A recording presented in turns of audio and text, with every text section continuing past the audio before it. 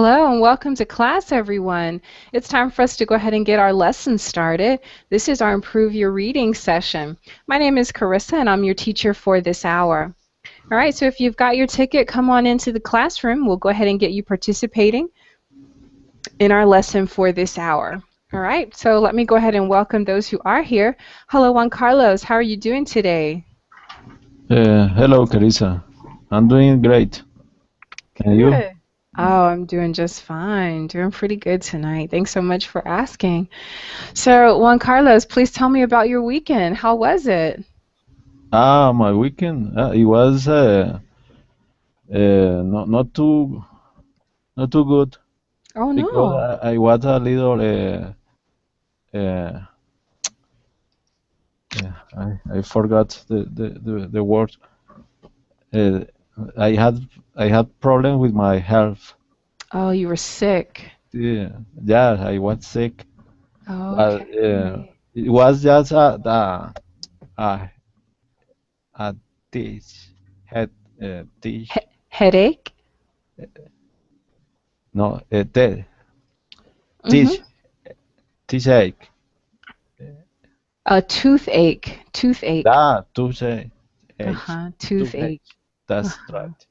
Yes. A toothache. Um, Juan Carlos, are you a native Spanish speaker? Your first language is Spanish? Yes. Yes. Okay, so here it is. I'm going to type it in the chat box for you. Can you see the verbaling chat box? The verb in what? The verbaling chat box? Okay. Yes. Yes. Okay, ache. Okay, there you go. Toothache. Yes. In Spanish, toothache. Yeah, there you go. Toothache. Good. That's perfect. Oh, I'm so sorry. So, did you go to the dentist? Yes, I went last Friday, but they did something in my mouth, Okay. on my teeth, but yeah, it was last week was terrible because the pain was strong. Oh. At the weekend, I that it was better because I get some rest. Mm-hmm. I got some rest. You got some rest. Good. Well, I'm glad that you got some help. You got some relief from your pain. Yes, I got some release. Yes, and Yeah. now I'm better. Today it was much better. Good. Good. I'm happy to hear that. It's no fun to be in a lot of pain. No fun at all. Okay. Well, thanks for sharing with us, and we're happy to hear that you're doing better. Okay. Thanks for coming in today as well. Okay, very good. All right, so let's also welcome Harry. Hello, Harry. How are you doing tonight? Hello, good morning. I'm doing great tonight, and I wish Juan Carlos the best for his toothache or tooth pains, and it goes away. But I know it in this kind of pain is very different like another pains. Like we have pain in our legs or in our back. In the Mm. mouth, it's very different. It's because we can't do nothing about it. We have to go to the specialist. And when I only think about this dentist, I become, or maybe we say expression, when I have pain and I only think on this dentist, I lose my pain in the next second. So the best way is to think about the doctor and your pains are gone and you are, Because you definitely don't want to go. yes, Okay. But I Yeah. didn't have a choice. yeah, you had to go. Yes. Yeah, that's true. Well, sometimes you just have to be brave and Yeah. go anyway. Okay. All right. Well, very good. Thanks for sharing with us and Thanks for your great questions, Harry. Yeah, very good. Okay. All right. Let's see. Let's also welcome your other classmate, Janine. Hello, Janine. How are you? Hi, teacher. Nice to meet you. I'm doing great. Thank you. Good. It's good to meet you as well. So, Janine, please introduce yourself to us. Okay, so my name is Janine. I am from Brazil, Rio. Mm-hmm. I am studying civil engineering. And, yeah, that's all. Okay. All right. Very good. So, civil engineering. So, why did you choose civil engineering? Well, since I am a little kid, I used to be good at math and physics. I love science. So I choose civil engineering because it's easy for me and pays me well. We Okay. are well paid in Brazil. All right. Very good. Well, nice. It's nice that you can find something that you love to do. Yeah, I love philosophy too, but engineering gives me more money. Okay. So yeah, so if you're gonna work, your idea is that you want to make as much money as you can. Not really. I don't really care. Okay. Okay. Well, it seems that you have a position that you really enjoy. So good. All right. Well, great. Okay, so good to have you here in class with us. Excuse me. Thank you. Well, as you read in our class description or in the class description, um, we're going to talk a little bit. Talk a little bit about a couple of articles, and we're going to take a look at just your reading comprehension. Yeah. Okay, so we're going to take a little bit look at your reading comprehension here.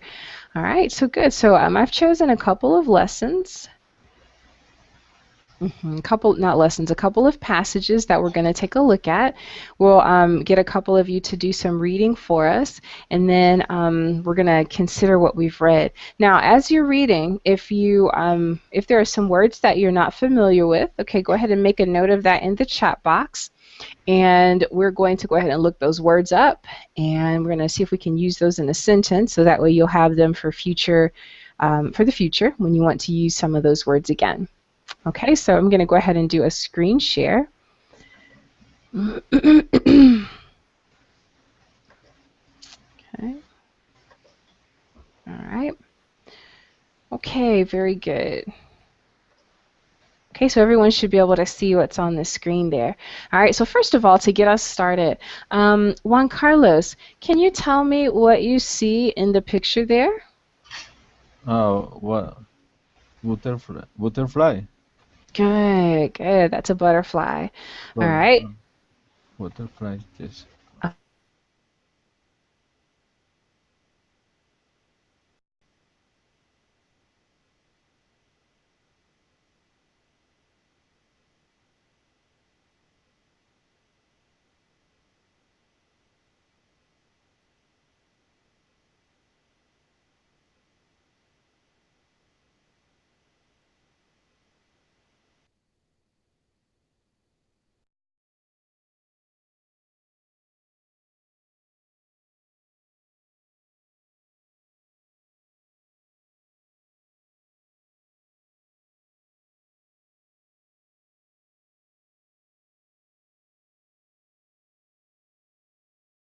Long legs. Mm-hmm. 1, 2, 3, 4, 5, 6. Oh my, 6 legs. 6 legs? Okay. And this butterfly has also uh, very uh, uh, his its eyes are big, Okay, it's got big eyes. Uh-huh. and It has and big above the eyes there are two, we call it the field. They use it as antennas, like Uh-huh, that's right. Good, very good. So this is an interesting little guy. All right, well, let's read a little bit more about him. Let's read about him. Okay, so Janine, I'm going to ask you to read for us first. Okay, and it starts here with the blue. Okay, so Janine, I'm going to have you read the first paragraph, and you're going to stop where it says eyes. Okay, let's go. In order to reduce mankind's dependence on fossil fuels, scientists are eager to improve the light harvesting efficiency of solar collectors. The solution to this problem, said the scientist, may have been fluttering right in front of our eyes. Okay, very good pronunciation, Janine. That was excellent. You had some very long words there, but you did an excellent job with your pronunciation. Good job there. Thank you. Good. Okay, and let's go ahead to, let's see, Juan Carlos. Okay, can you start where it says scales? Okay. Scales on the butterfly's wing had honeycomb-like holes. Mm-hmm. Consider, to keep themselves warm during cold weather, butterflies spread their wings in the sun. The wings of some species of swallowtail are remarkably efficient excuse me, at trapping and absorbing sunlight. The insect's secret lies not just in their dark pigment, but also in the structures of microscopic overlapping scales coating their wings. The scales in turn contain rows of honeycomb-like holes separated by inverse V-shaped ridges that funnel rays into the holes. These ingenious structures trap incoming sunlight, making the wings extremely black and warming the butterfly with amazing efficiency. Okay, excellent job. Okay, so you had a longer reading. All right, you also had some complicated words there, but you did an excellent job with your pronunciation. Thank you, Juan Carlos. Thank you. You're welcome. Okay, and let's go ahead to Harry. Read the last paragraph for us, Harry. Butterfly wings may rank among the most delicate structures in nature, says Science Daily, but they have given researchers powerful inspiration for new technology that doubles the production of hydrogen gas, a green fuel a fuel of future, from water and sunlight. Other promising applications include optical instruments and solar cells. Good, very good. Okay, so overall you did a very good job there, Harry, with your reading. Okay, the one word I think that you were working on is the word fuel. Fuel. Fuel, very good. Fuel. A green fuel of the future. Okay, very good. So I'm going to ask, what is the main idea of this reading? Harry, what do you think it is? What's the main idea of this passage? The last one, or the whole. But the whole thing. What do you think overall this article is talking about? They learn from this animal, from the butterfly, how they can create energy. They learn from the animal how the butterfly uses its structure, its body to warm itself up and bring it to our products. Yes, very good. Okay. All right, good. And let's check back in with Janine. Janine, what did you learn about the butterfly from this article? I think that scientists are studying butterflies' wings Um, they are studying the engineering of the wings and how butterflies can keep warm during the winter. So this way they can apply to our daily lives. Mm-hmm. Very good. Very good. All right. And let's see. Juan Carlos, Yes. what did you learn about the butterfly, the structure of the butterfly wing? Mm, uh, they had a special structure that allowed them to take advantage of the environment, to mainly of the solar energy. Mm-hmm. Yep, that's true. Okay, now let's take a look at a couple of the words here. All right, in the second paragraph where it says consider, all right, there's a word that's underlined. It says honeycomb-like holes. All right, what can anyone tell me what honeycomb-like means? That's an interesting combination of three words. Can anyone tell me what they think that means? Mm, maybe uh, this starts where the bees used to live. Yes, inside a honeycomb. Uh-huh. And so you notice that if you take a look at the picture that's black and white, you really can see that it does resemble a honeycomb. Mm. So that's why they start with the word honeycomb, and then they've just added like to the word. It's almost like a suffix, honeycomb like. All right, so you can definitely use that as well. So scales on the butterfly's wing have honeycomb-like holes. All right. Okay, now let's see. Harry, why is the color of the butterfly's wings important? Why is it important that it's extremely black?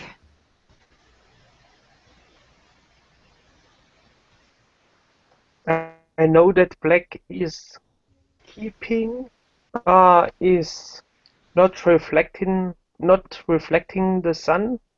Mm-hmm. The sun, it warms up the wings. The light always warms up the surface, a black surface, a dark surface, and a white one doesn't. A white one doesn't warm up. Sunlight, yes, that's good. And it mentions something here. Janine, when it says that this ingenious structure traps incoming sunlight, what does that mean, Janine, that it traps incoming sunlight? Means that um, this structure is absorbing sunlight. That's it. It absorbs it. Now here it doesn't use the word absorb. Okay, it's because at the top it says remarkably efficient at trapping and absorbing the sunlight. Okay, so trapping actually gives us more information. Okay, what does that mean that it traps the sunlight? Does it release it once it absorbs the light, or does it keep it there? Don't know. Okay, all right. Now, I think you've heard this word before, an animal trap Yeah. or a mouse trap. Okay, when a mouse gets caught in the trap, does the trap release the mouse or does it keep it right where it is? Yeah. Keep the animal. It keeps it. Okay, so this is the exact same word. Okay, so the fact that the wings are efficient at trapping and absorbing the sunlight, what does that tell us, Janine? Um, the wings are trapping and absorbing. Yeah. the sunlight. Mm-hmm. Okay, so maybe means the structure of the wings, the scale, like is in the text. Mm-hmm. Um, it's like a trap, um, and I don't know another structure, the wings that keep the sunlight. There you go. There you go. So you have the rows. Okay, it says it contains rows of honeycomb-like holes, and we saw that in the picture, separated by inverse or upside down V-shaped ridges. Okay, so these ridges, they actually funnel or bring the light into the holes. Once it's there, the structure keeps the sunlight there. It holds the sunlight there. And the effect that it has is that it makes the wings extremely black, and it warms the butterfly. Okay, now this is important because especially during the cold weather. Mm. Okay, so that's pretty interesting. Now, you would not have thought about that just looking at the butterfly, right? You can't see that, but when you take a look under the microscope, and Janine, you know this because you really enjoy science, you can take a deeper look into the structure of the wings. All Yeah, that's right. right. Interesting. All right, very good. Does anyone have any questions about our butterfly and its wings? Are there any questions about that? Okay, very good. All right, I'd like to also welcome David to class. Sorry, David, I was on a different page. How are you, David? Hi, teacher. I'm fine. Good, great. Thanks for joining us. So, David, we're taking a look at a couple of passages. We're working on our reading, our pronunciation, and then we're also working on our comprehension. All right, so Okay. great. And thanks for joining us, David. We're going to get you right into the rotation. All right, so let's take a look, first of all, at our picture. Okay, and it's a little bit hard to see those little insects, but what you're seeing are hundreds of insects. All right, so let's figure out why we're looking at insects, why we're looking at locusts. All right, so let's see. David, can you read that first paragraph for us? Locusts migrate in swarms as thick as 8 million locusts per square kilometer, 0.4 square per miles. Yet they avoid colliding with one another. What is their secret? Okay, very good. Thank you. So we're talking about not hundreds, but millions of locusts. Okay. Now, just looking at this first paragraph, David, what is the main idea of this first paragraph? What is this paragraph talking about? Well, it talks about the migration of insects, many insects. Mm-hmm. Good. So we're talking about migration. All right. Now, what are we going to learn? Okay, so very good, David. We're talking about the migration of locusts. Okay. Juan Carlos, what are we going to learn about these locusts? Juan Carlos? Um, m- uh, Maybe it's about how do they get to fly together and don't colliding uh, each other. All right, good. So, okay, so let's talk about that word a little bit. Collide. Okay, Collide. very good. Okay. Harry, can you tell me what does collide mean? What does that word mean? Collide. Yes, collide. What does that mean?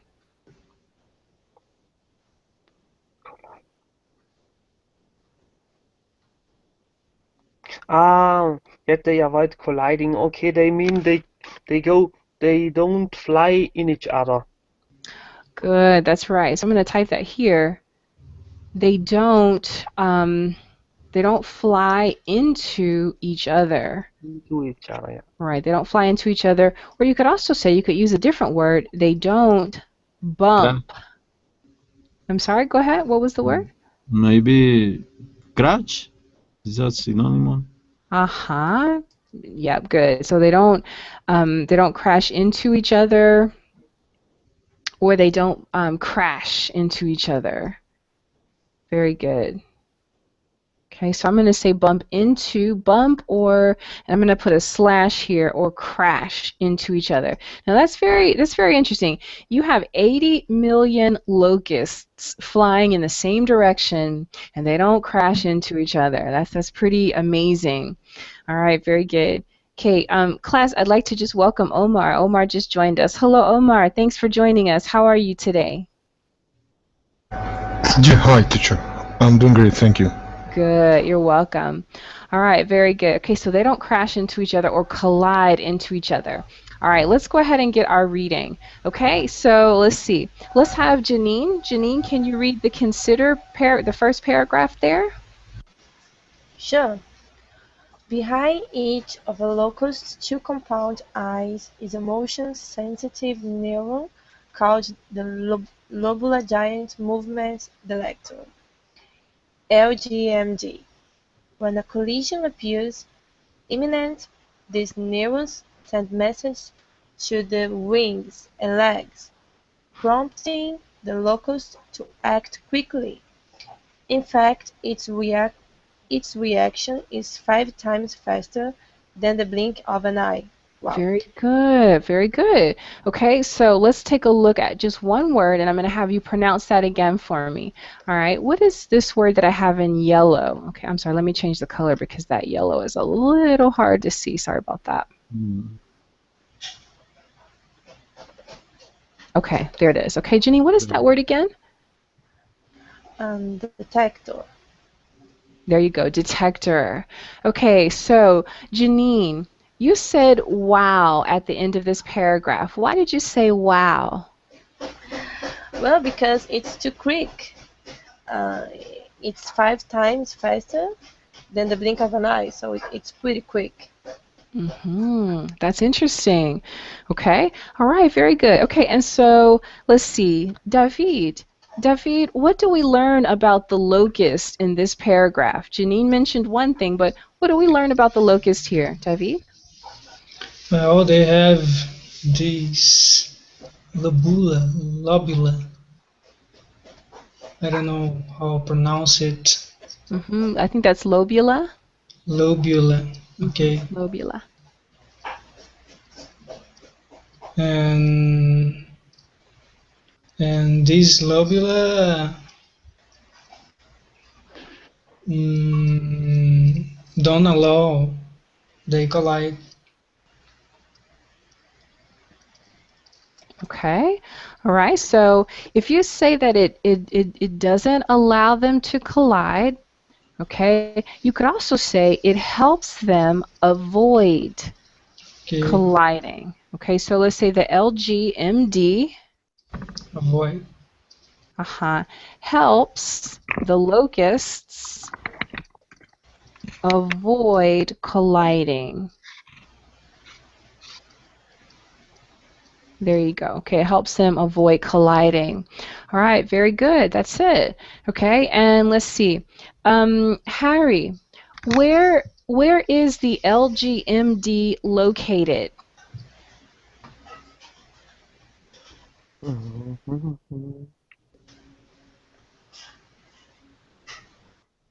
Behind the eyes.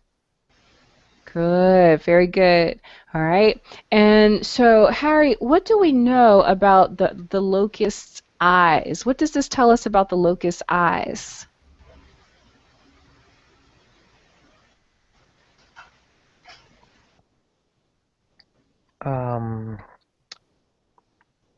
That their eyes are very important. How they can fly, how they fly. Okay. The eyes are the gear of the insects. Okay, so it's the guide of. Yeah, the guide. Yeah, yeah.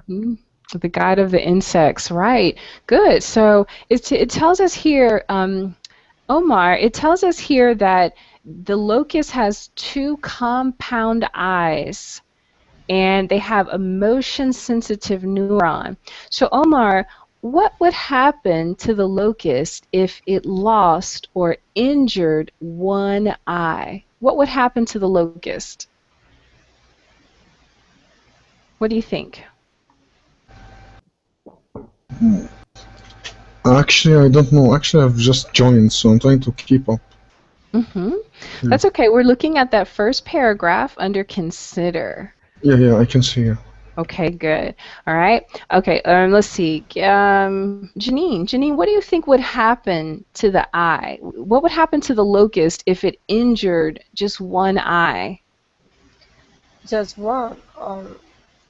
Well, the text is telling that this motion sensitive neuron is behind the locust's eye.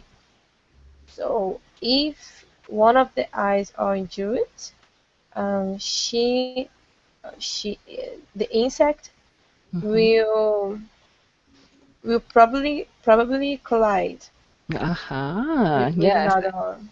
That would be my guess too. So you're right. So if one of the eyes were injured, because it's a thing, so it would probably collide. Yep, that's true.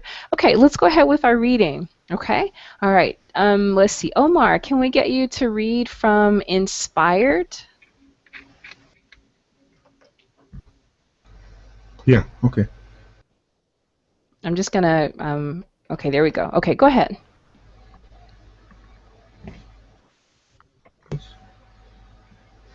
Okay.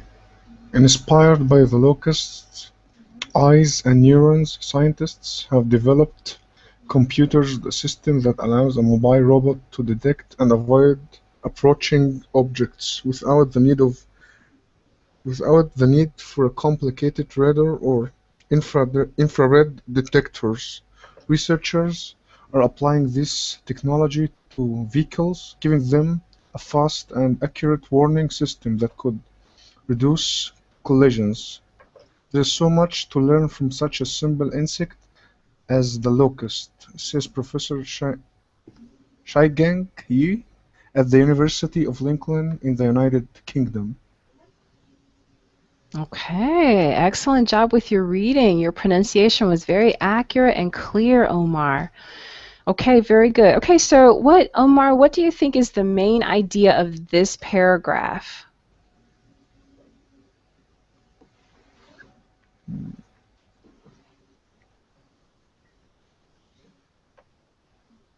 I think it speaks about the locust, like how it's highly developed,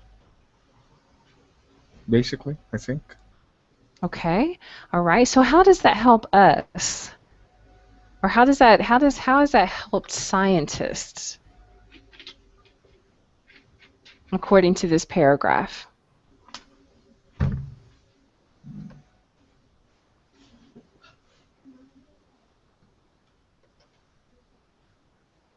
I think the answer in the first paragraph, right? Because okay.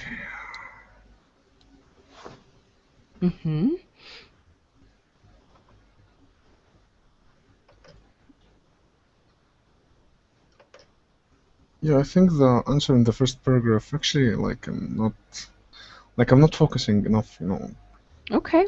All right, no problem. We'll get some help from one of your classmates. All right, good. Let's see. Let's get some help. Let's ask Juan Carlos. Juan Carlos, how can this little insect help us? What are scientists learning from this insect? Scientists have found another way to design a robot with the ability or skill to avoid to collide, and they had this way is without radars or any other expensive methods to do that. This apparently this method, this way is cheaper, Mm-hmm. and maybe that the advantage over other ways. Yeah, that's true. Okay, so I don't know about your car, but my car does not have a warning system that reduces collisions. So I have to watch out for other drivers, I have to watch out for objects. But what if you could have a car? There are cars that have this system. Do you think that this is something that could be beneficial to you, Harry? What do you think? Is this something that you would like to have, Harry, or that you have? Yes, we have it also in our cars. We call it park when we go to the supermarket and there are two cars and I want to park between these cars or behind the car. Also, we have a system here where the car automatically parks into a line. You have to do nothing. There are cameras inside the car and sensors, and you go and you drive very slowly, close nearby the car, and car detects space between two other cars, and you have to stop and yeah, and you activate your system and your car is parking alone into this space. Wow, that sounds pretty awesome. It's from Volkswagen. It's from Volkswagen. Okay. So what do you expect? Yes. Okay. Very good. So you can see that the two things that we've learned from at least these two insects have really provided scientists with some great learnings that they've been able to implement in vehicles or in other things that are practical for us. All right. Very good. Before reading these articles, I really didn't know those things about these insects. So I think the next time we take a look at insects, we'll maybe look a little bit deeper. We'll dig a little bit deeper into these little bugs. All right, very good. All right, I have one more reading that I would like to share with you. Okay, and I'm going to do that right now. Just give me 1 second. All right, so again, the focus of our lesson today is to help you work on your reading. Okay, and taking a look at some scientific reading, just a little slight scientific reading, this definitely will help. All right, let's take a look at just one more little insect. Okay, very good. So let me go ahead and share my screen with you, and we'll do just one more reading before we leave for today. Okay, let's see. Let me do a screen share. Okay, there we go. Got it. Okay, excellent job. Okay, so here is our little insect. All right, maybe someone can tell me. Does anybody know what kind of insect this is? Can anybody take a guess as to what kind of insect this is?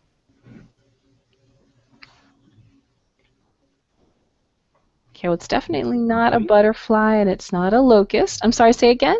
Maybe a flea. Okay, so yeah, it could be a flea. It looks pretty small. All right, but no, it's not a flea. Look at the hard shell. We call it here in Germany a dung beetle. Dung beetle. That's exactly what it is. All right, it's a dung beetle. All right, so he's got a pretty, I don't want to say a disgusting job, but I don't think everybody would want the job that this little beetle has. All right, very good. All right, so I'm going to go back to David. Okay, David, how about we start with you? Let's go with that first paragraph, David. Okay. Excrement serves many purposes for the dung beetle. The insect eats it and lays its eggs in it. Some males will offer a large piece of it to a female dung beetle, hoping to attract her. Competition for fresh manure is intense. Researchers once observed some 60 16,000 beetles swarming onto a pile of elephant dung and removing it in just 2 hours. Okay, very good. Thank you for your reading. All right, now I've highlighted just two words here, and I want to tell you the correct pronunciation. Okay, so that first word is purposes. Purposes. Excellent, very good. So excrement serves many purposes for the dung beetle. Try that sentence again for me. Excrement serves many purposes for the dung beetle. Very good. Okay, the next word you see in purple is manure. Manure. Try that again for me. Manure. Very good. So that sentence again is competition for fresh manure is intense. Try that again for me. Competition for fresh manure is intense. Great job with your pronunciation. Excellent job. Great job, David. Okay, let's move on just with the reading part. Okay, let's start with some types, and I'm going to go to Harry. Please read that for me, Harry. Some types of dung beetle escape from the crowd by forming the feces into a ball, rolling it away from the main dung heap, and then burying it in a soft spot. The beetle rolls its ball in a straight line, since this gives the quickest getaway and avoids the risk of having the ball stolen by another dung beetles. Okay, and read that the question for me that's there. But how does the dung beetle keep from going in circles, especially at night? Very good. Good job with your reading. Okay, now the one word that I have highlighted is other. Okay. Other. I think you said another. Okay, so this should read, since this gives it the quickest getaway and avoids the risk of having the ball stolen by other dung beetles. Okay, very good. Good job, Harry. Good. All right, can you read that sentence just for me one more time? Start with the beetle. The beetle rolls its ball in a straight line, since this gives it the quickest getaway and avoids the risk of having the ball stolen by other dung beetles. Very good. Excellent, excellent job. Okay, and let's see. Let's go back to Juan Carlos. Juan Carlos, please start with consider. Consider. Previous studies have shown that dung beetles can navigate by the light of either the sun or the moon. Yet they can also hold to a straight line even on clear moonless nights. Researchers in South Africa discovered that the beetles do this not by seeing individual stars, but by using the band of light produced by the Milky Way galaxy. According to the journal Current Biology, this is the first documented use of the Milky Way for orientation in the animal kingdom. Very good job with your reading. Okay, good. You took your time, all right, and you made sure that you pronounced your words correctly. Good job, Juan Carlos. Okay, you're right. Very good. Okay, you're welcome. And let's have Janine. Janine, can you read that last paragraph for me? Dung beetles, say researcher Marcus Barney, have an effective visual navigation system which can operate in the dimmest starlight using limited computational power. He adds, they therefore have the potential to teach humans how to solve complex visual processing problems. For example, a drone might be programmed to search a collapsed building by mimicking the dung beetle's navigation system. Okay, that's interesting. Okay, now here are the two words that you had. Okay, you did a really good job trying to sound out these words. Okay, and let's see, let me just highlight those two. Very good job. Okay, so that first word that I've highlighted is pronounced computational. Computational. Try that again for me. Computational. Very good.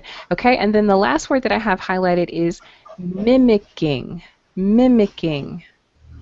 Mimicking. Very good. Janine, do you know a synonym for the word mimicking? It's imitate. Very good. Imitating or copying. Very good. Nice job.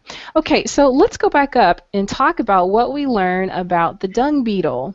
Okay, so first of all, in this reading, let's see, what do we learn about the dung beetle? Janine, what did you learn about the dung beetle in this reading?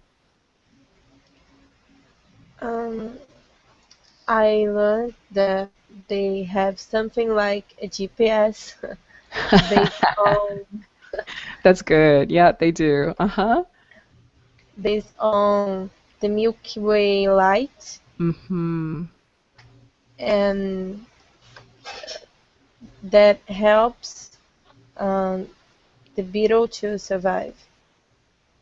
Right. Okay. So it helps them to survive. And also, remember, it says here that the beetle can roll a ball of dung in a straight line. All right. So when you roll a ball, you would think that the beetle would go around in circles, but it does not. And that's because of its GPS system, as Janine said. That's good. All right. Okay. Now, let me show you something here. In the last paragraph, it talks about how scientists have been able to mimic the dung beetle's navigational system. Okay, let's see. Okay, good. So let's see. David, what did you see? How have scientists been able to mimic the dung beetle's navigational system? What do they use it for? What could they use it for? What? Okay, so scientists, how have they been able to copy or mimic the dung beetle's navigation system? Okay, it's there in that last paragraph. Well, they copy the navigation system by programming a drone. And where, under what conditions or circumstances could they use this drone?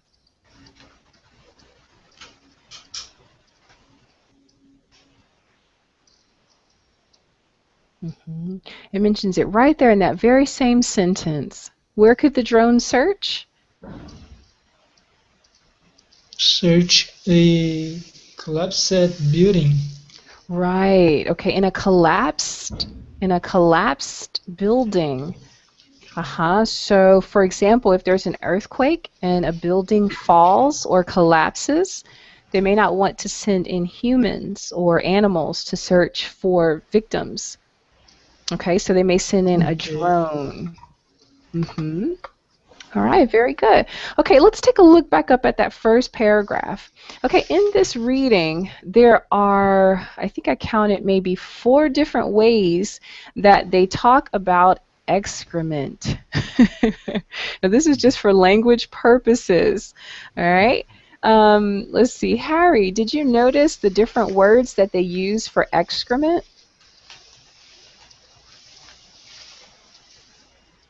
Do you mean excrement? What are some synonyms for excrement that they use here in the article?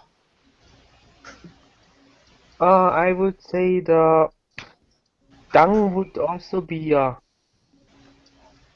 Very good. So we've got excrement. We've got dung. What other words?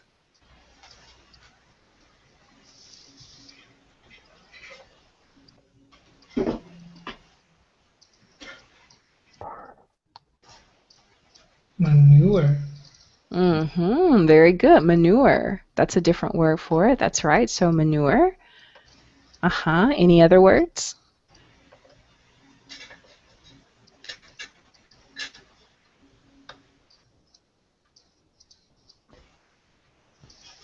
Feces. Feces. Okay, and I think that's it. Okay, good. So there are 4 different words here that you can use for excrement. All right, now these words are socially acceptable. All right, you will find these in magazines. If you listen to the news and there's a need to talk about excrement, when you go to the doctor, okay, you might say feces as opposed to excrement or dung or manure. Dung and manure tend to be used more for animal excrement. As you can see here. All right, very good. Okay, good. So my point in highlighting that is that when you are reading, look for synonyms for words, and also in your writing, make sure that you're using a variety of different words because it makes what you say very interesting. Although they do use the word dung quite often, they also have used some other some synonyms of it. All right, very good. Now, this is something that I found a little funny in this reading. Janine, what does the dung beetle do, the male dung beetle? What does he do in order to attract the female? Yeah, the male dung beetle is not romantic at all because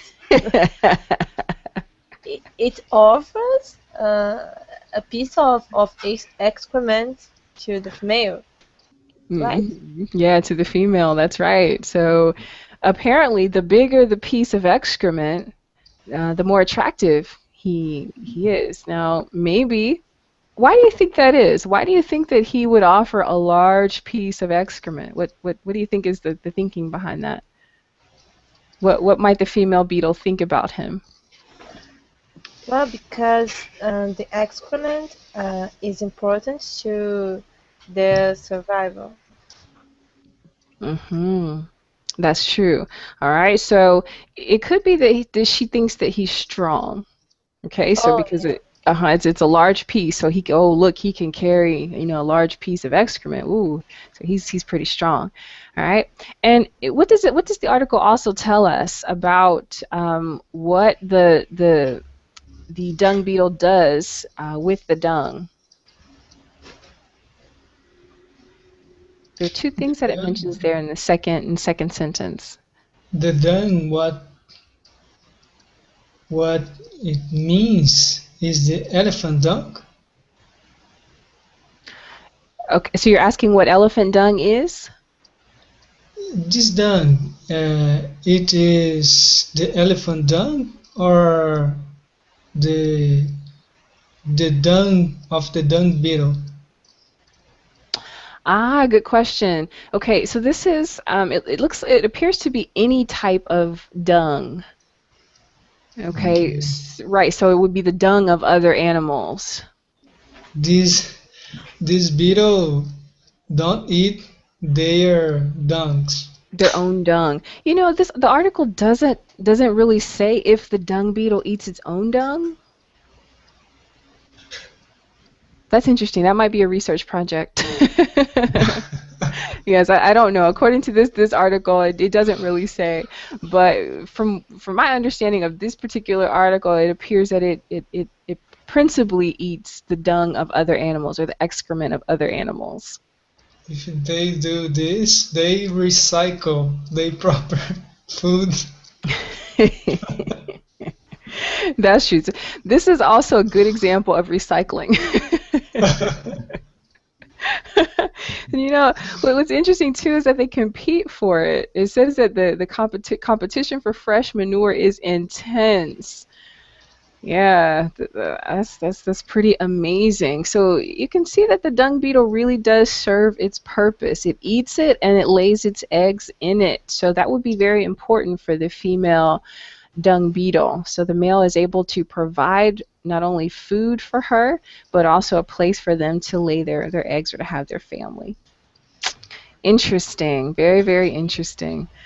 Well, that is going to bring our lesson to an end. So we've learned some interesting things about 3 different insects. Okay, what I can say about your reading overall is that the four of you have a very good reading pace, and you're focusing on the correct and accurate pronunciation of your words. That's great. One thing that you could work on is just a little bit on the fluency. Okay, you don't have to read faster, but process the pronunciation of the words a little faster. What you can do is to look at groups of words as opposed to each individual word. Okay, try that and see if that helps with your fluency of your reading. But otherwise, your reading was very clear and easy to understand. Also, what I noticed is that you were able to answer questions about the reading. All right, very good. Okay, well, that's going to end our lesson for this evening. Please look for me for future classes, and also if you would like to sign up for a one-on-one class, you're able to do that on the Verbling website. Thanks, everybody, and have a great day or evening. Bye-bye. Okay, Bye, thank you, teacher. Carissa. Bye bye. Bye. Good night. Mm. Good morning. You're welcome. Good night, everybody. Bye-bye.